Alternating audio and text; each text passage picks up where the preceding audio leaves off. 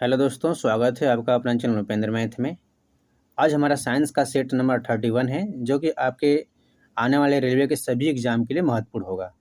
जैसे कि आपका एलपी टेक्नीशियन हो गया, ग्रुप डी हो गया, एनटीपीसी हो गया, आरआरबी हो गया या आरपीएफ कांस्टेबल हो गया, सभी के लिए महत्वपूर्ण होगा। क्योंकि हमने सारे प्रीवियस ईयर क्वेश्चन लिए हैं, ताकि आपका साथ में प्रीवियस ईयर क्वेश्चन भी कवर हो जाए और प्रैक्टिस सेट भी हो जाए। आपको यह भी अंदाज लगे कि किस प्रकार से एग्जाम प्रश्न पूछे गए हैं, तो किस प्रकार के आने की संभावना है, इससे आपका यह भी अंदाज़ लग जाएगा। तो चलिए देखते हैं। और जब भी आप प्रैक्टिस सेट करें तो साथ में पेन और कॉपी लेकर बैठें और नोट करते जाएं। हमें लास्ट में ज़रूर कमेंट करके बताइएगा कि आपने कितना सही किया, ठीक है। इससे पहले यदि आप हमारे चैनल पर नए तो चैनल को सब्सक्राइब कर लें, बेल आइकन को प्रेस कर लें, ताकि हमारे द्वारा डाले गए वीडियो के अपडेट आपको मिलते रहें।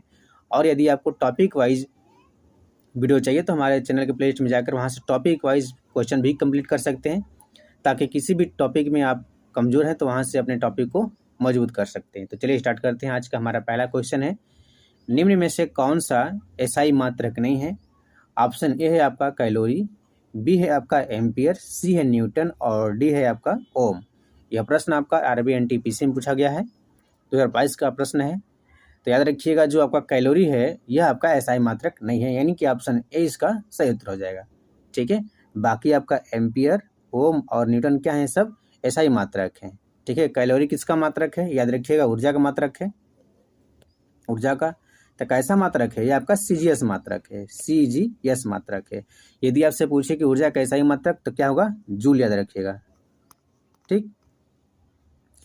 एम्पियर किसका मात्रक है? तो यह आपका किसका है? धारा का याद रखिएगा।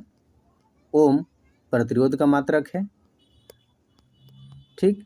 और जो न्यूटन है आपका बल का मात्रक है, इसे भी याद रखना है। चलते हैं अगले क्वेश्चन की ओर। अगला क्वेश्चन हमारा है, निम्न में से कौन सी धातु नहीं है? ऑप्शन ए है आपका लेड, यह आपका धातु है। बी जो स्कैंडियम है यह भी धातु है।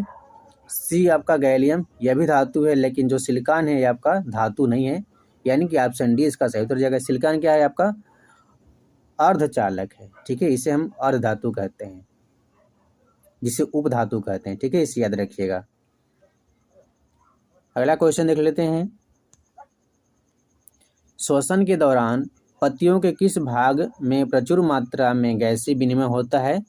ऑप्शन ए है थाइलेकॉइड, बी है आपका रंध्र, सी है क्लोरोफिल और डी है आपका ग्रेना। तो याद रखिएगा, जो श्वसन की क्रिया में सबसे अधिक मात्रा में गैसीय विनिमय होता है वह आपका स्टोमेटा के द्वारा, यानी कि रंध्र के द्वारा होता है, यानी कि ऑप्शन बी इसका सही उत्तर हो जाएगा, ठीक है। ये आप देख रहे हैं, ये स्टोमेटा का ही क्या है? चित्र है। क्लोरोफिल क्या करता है? यह भोजन बनाने के लिए मदद करता है, ठीक है। अगला क्वेश्चन देख लेते हैं,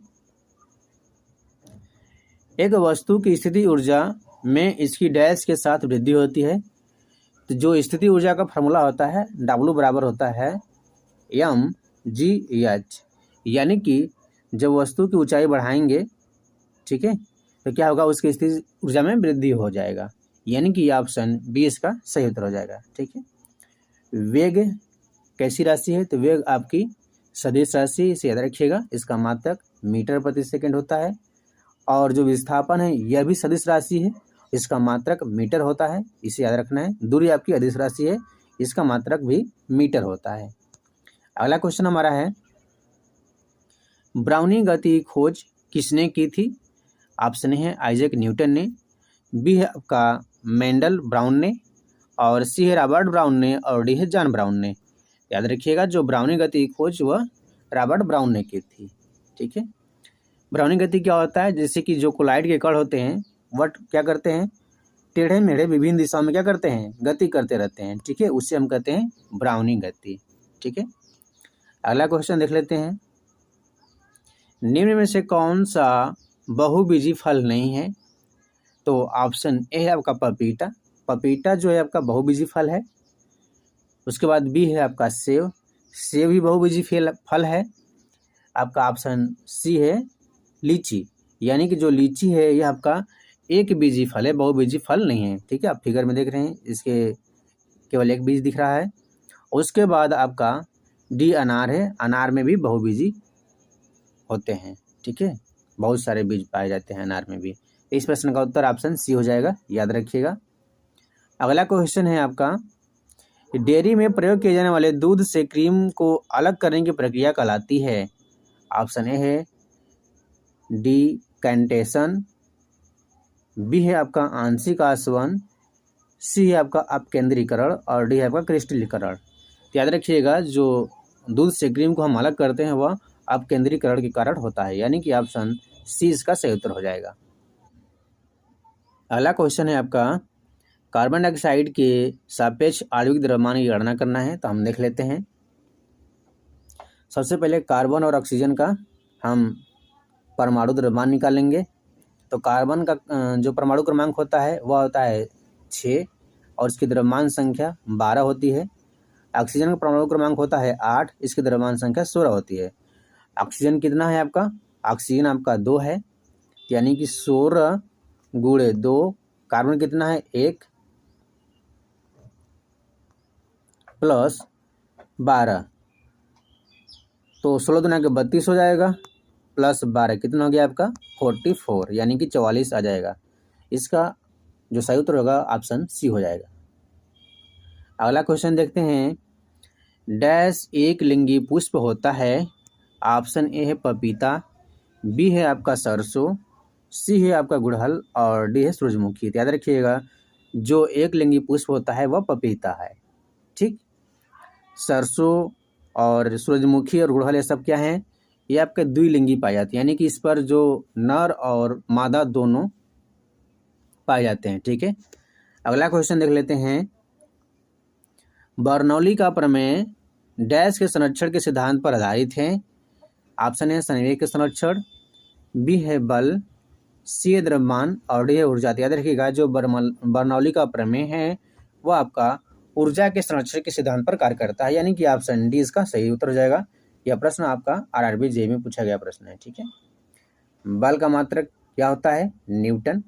न्यूटन कैसा मात्रक है? आपका ऐसा ही मात्रक है। यदि बल का सीजीएस मात्रक पूछे तो याद रखिएगा डाइन। ठीक, इसे भी याद रखना है। ऊर्जा का मात्रक होता है जूल।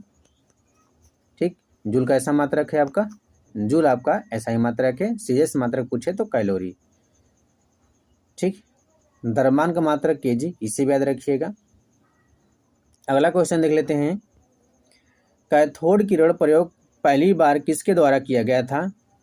ऑप्शन ए है अर्नेस्ट रदरफोर्ड, बी है जॉन डाल्टन, सी है जे थॉमसन और डी है गोल्डस्टीन। याद रखिएगा, जो कैथोड किरण है सबसे पहली बार जे थॉमसन ने प्रयोग किया था। ठीक है, रदरफोर्ड के बारे में जान लेते हैं। इन्होंने क्या किया था? इन्होंने परमाणु के नाभिक की खोज की थी और प्रोटॉन का भी खोज किया था, इसे याद रखिएगा। अर्नेस्ट रदरफोर्ड ने प्रोटॉन की खोज किया था।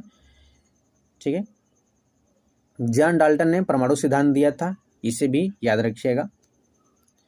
अगला क्वेश्चन देख लेते हैं, फूल के किन जनन भागों में जनन कोशिकाएं होती है? ऑप्शन ए है दल और वर्तिका, बी है आपका परागकोश और बाह्यदल, सी है परागकोश और पुंकेसर और डी है पुंकेसर और स्त्री कैंसर। पूछा है कि फूल के किस जनन भागों में जनन कोशिकाएं पाई जाती है, तो वह है आपका पुंकेसर और स्त्री कैंसर। ऑप्शन डी इसका सही उत्तर हो जाएगा।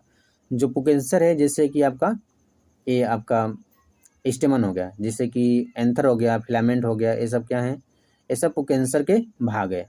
स्त्री कैंसर क्या है? स्त्री कैंसर में जैसे आपका हो गया स्टाइल हो गया, स्टाइल हो गया, ओवरी हो गया, स्टिग्मा हो गया, ये सब क्या है? ये सब स्त्री कैंसर के भाग हैं। ठीक है, अगला क्वेश्चन देख लेते हैं, पानी का घनत्व क्या है? तब पानी घनत्व याद रखिएगा 1000 kg प्रति मीटर क्यूब, इसे याद रखिएगा। अगला क्वेश्चन, यानी कि इसका उत्तर जो होगा ऑप्शन ए सही उत्तर हो जाएगा। अगला क्वेश्चन है, इलेक्ट्रॉनों की वह अधिकतम संख्या जो बाह्यतम कक्षा में रह सकते हैं। तो देखिएगा, बाह्यतम कक्षा में अधिकतम इलेक्ट्रॉन 8 रह सकते हैं। क्यों? क्योंकि उसको अष्टक बनाने के लिए 8 इलेक्ट्रॉन की आवश्यकता होती है। ठीक है, तो इसका उत्तर ऑप्शन सी हो जाएगा। लेकिन आपका जो हीलियम है यह आपका अपवाद है। ठीक, इसके बाह्यतम कोश में 2 इलेक्ट्रॉन रहते हैं, क्योंकि इसके परमाणु क्रमांक 2 है और 2 इलेक्ट्रॉन बाह्य कक्षा में उपस्थित रहते हैं, क्योंकि बाह्य कक्षा इसका पूर्ण रूप से भरा रहता है, ठीक है। इसलिए हीलियम के बाह्य कोश में 2 इलेक्ट्रॉन पाए जाते हैं। अगला क्वेश्चन देख लेते हैं, इनमें से कौन सा पुष्प के नर जनन अंग का घटक नहीं है? तो ऑप्शन ए है आपका परागकोश, बी है वर्तिका, सी है तंतु और डी है परागकर्त। याद रखिएगा, जो वर्तिका है यह आपका नर जनन का घटक नहीं है, ठीक है, यह आपका स्त्री जनन का घटक है। जैसे में स्त्री जनन में देख लेते हैं, जैसे कि आपका स्टिग्मा हो गया, स्टाइल हो गया, ओवरी हो गया, ये सब स्त्री जनन के भाग हैं। लेकिन जो एंथर हो गया, फिलामेंट हो गया, ये सब क्या है? और एंथर के अंदर क्या होता है आपका? परागकण होता है। तो ये सब नर जनन अंग के भाग हैं। अगला क्वेश्चन देख लेते हैं, संपीड़नों का निर्माण उस स्थान पर होता है जहाँ पे वायु दाब होता है। तो संपीड़न वहाँ होता है जहाँ पे वायु दाब उच्च होता है, यानी कि ऑप्शन डी इसका सही उत्तर हो जाएगा। जैसे कि ये वाला भाग देख रहे हैं, ये वाला भाग देख रहे हैं, ये वाला भाग देख रहे हैं, क्या है? संपीड़न है, ठीक है। ये वाला भाग क्या है? संपीड़न। तो यहाँ पे वायु का दाब अधिक होगा और ये वाला भाग क्या है आपका? विरलन है, यानी कि यहाँ पे वायु का दाब कम होगा। याद रखिएगा, इस प्रश्न का उत्तर ऑप्शन क्या हो जाएगा? डी सही उत्तर हो जाएगा। अगला क्वेश्चन देख लेते हैं, एक ही तत्व के समस्थानिकों में होते हैं तो क्या होते हैं? ऑप्शन ए है न्यूट्रॉन की समान संख्या, बी समान परमाणु द्रव्यमान, सी समान प्रोटॉन संख्या और डी भिन्न परमाणु संख्या। तो याद रखिएगा, जो समस्थानिक होते हैं उनके परमाणु क्रमांक क्या होते हैं? समान होते हैं। जब परमाणु क्रमांक समान होंगे इसका मतलब प्रोटॉनों की संख्या समान होगी, क्योंकि परमाणु क्रमांक ही इलेक्ट्रॉनों की संख्या के बराबर होती है और इलेक्ट्रॉनों की संख्या प्रोटॉनों की संख्या के बराबर होती है, यानी कि ऑप्शन सी इसका सही उत्तर हो जाएगा। अगला क्वेश्चन है, डैश के पौधों की पत्तियों में मेथनोइक अम्ल पाया जाता है। तो जो मेथनोइक अम्ल है वो आपका बिच्छू ब्यूटी में पाया जाता है। ऑप्शन डी इसका सही उत्तर हो जाएगा, ठीक है। इमली में आपका टार्टरिक अम्ल पाया जाता है, इसे याद रखिएगा। टमाटर में ऑक्जेलिक अम्ल, संतरे में आपका साइट्रिक अम्ल पाया जाता है, ठीक है। अगला क्वेश्चन है हमारा, एक समतल दर्पण द्वारा बनाई गई छवि हमेशा कैसी होगी? तो समतल दर्पण द्वारा बनाई गई छवि हमेशा आभासी और सीधा होता है। ऑप्शन बी इसका सही उत्तर हो जाएगा, ठीक है। अगला क्वेश्चन हमारा है, जिस तापमान पर किसी गैस का आयतन शून्य हो जाता है उसे हम क्या कहते हैं? निरपेक्ष स्केल तापमान, परम शून्य तापमान, परम तापमान या इनमें से कोई नहीं। तो याद रखिएगा, जिस तापमान पर गैस का आयतन शून्य होता है उसे हम परम शून्य तापमान कहते हैं। ऑप्शन बी इसका सही उत्तर हो जाएगा। जो परम शून्य तापमान है वो आपका 0 केल्विन है, याद रखिएगा। यदि सेंटीग्रेड में पूछे तो याद रखिएगा -273 डिग्री सेंटीग्रेड, यह क्या है? परम शून्य तापमान है।